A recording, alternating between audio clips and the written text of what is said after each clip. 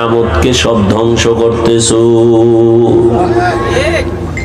এই ইহুদিরা প্লেন আবিষ্কার করে, রকেট আবিষ্কার করে, ইহুদির বাচ্চাদের আকল থেকে, মেধা থেকে তোমার মেধা কম? তুমি তো একদিকে সৃষ্টির শ্রেষ্ঠ নবীর উম্মত,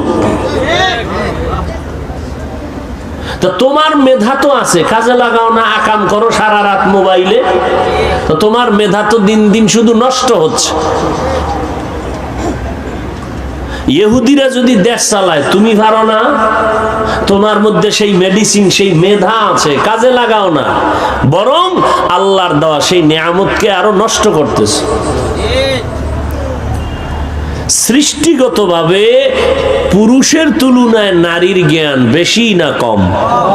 একটা নারী যদি দেশ চালায়, তুমি পারো না কেন? তোমার মধ্যে সেই জ্ঞান আছে, বুদ্ধি আছে, সেই সব লাইন তোমার ভেতরে আছে, তুমি কাজে লাগাও না। কাজে লাগাইছে কাজী নজরুল, আজকে তার নাম স্মরণ করতেছো না সম্মানের সাথে, আর তোমার নাম স্মরণ করবে সবাই ঘৃণার সাথে।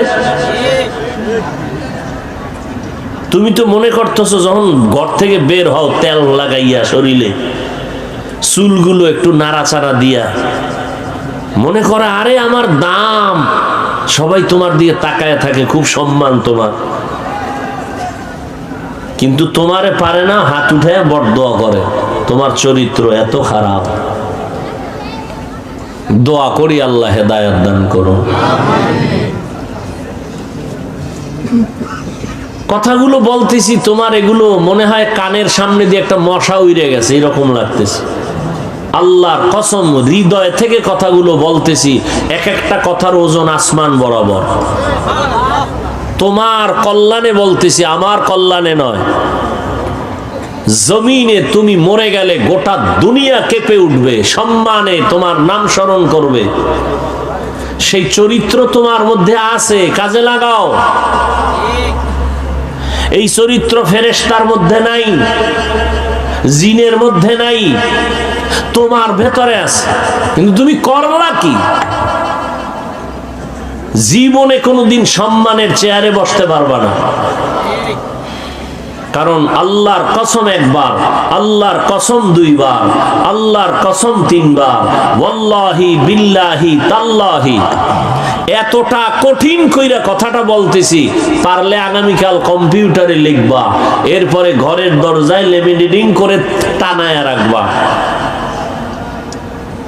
তিনবার কসম করে বলছি, সন্দেহ করবা না এক বিন্দু। জীবনে যদি সম্মানের চেয়ারে থেকে সম্মান নিয়ে মরতে চাও, তাহলে দুইটা পুঁজি অবশ্যই লাগবে, না হয় জুতার বাড়ি জায়গায় জায়গায় খাবা, সম্মান হবে না। ডাক্তার হইতে পারবা, তাসনিমার মতো লাত্তি খাবা। প্রফেসর হইতে পারবা, আহমদ শরীফের মতো ধিক্কার খাওয়া সব জায়গায়, সম্মান হবে না। সম্মান যদি পেতে চাও, ডাক্তার হয়ে সম্মান আল্লাহ দিবে। আল্লাহ তোমাকে ইঞ্জিনিয়ারের স্থানে সম্মান দিবে, আকাশচুম্বী সম্মান দিবে। পুঁজি লাগবে দুইটা, কসম আল্লাহর, এই পুঁজি ছাড়া, জুতার বাড়ি ছাড়া সম্মান হবে না। কয় পুঁজি? যুবকরা বল, কয় পুঁজি? তুই আমারে বেতন দাও, কথা কও না কেন? তোর টাকায় আমি চলি, আমার কি ঠেকা পড়ছে তোরে পাও ধরে বুঝাইতেছি? কারণ কি? গায়ে লাগে না, কানে বাজে না? আজকে তো বয়ান করতাম হিন্দুদেরকে, আজকে তো বয়ান করার প্রয়োজন ছিল খ্রিস্টানদের গির্জায় গিয়া, আজকে তো বয়ান করার প্রয়োজন ছিল পঞ্চগড়ে, যেখানে মুসলমানকে কাদিয়ানি বানানো হচ্ছে টাকার লোভানো দৃষ্টি দিয়ে। আজকে তো বয়ান করার প্রয়োজন ছিল চট্টগ্রাম হিলটেক্সের পাহাড়িয়া অঞ্চলে, খ্রিস্টান মিশনারি দলে দলে মানুষকে বেঈমান বানাচ্ছে। সেখানে সময় দিব কখন? 12টা মাস, দিনরাত 24 ঘন্টা, খাওয়ার টাইম নাই, ঘুমের টাইম নাই। তোমার মতো একটা মুসলমানের পেছনে তাবলীগওয়ালাদের মেহনত, পীর সাহেবদের মেহনত, খতিব সাহেবদের মেহনত, আমাদের আলেমদের মেহনত, দৌড়ের উপরে আসি, কুত্তার থেকে বেশি দৌড়াই। তোমাদের পেছনে একটা কথা খারাপ আঙ্গিকে বলি না,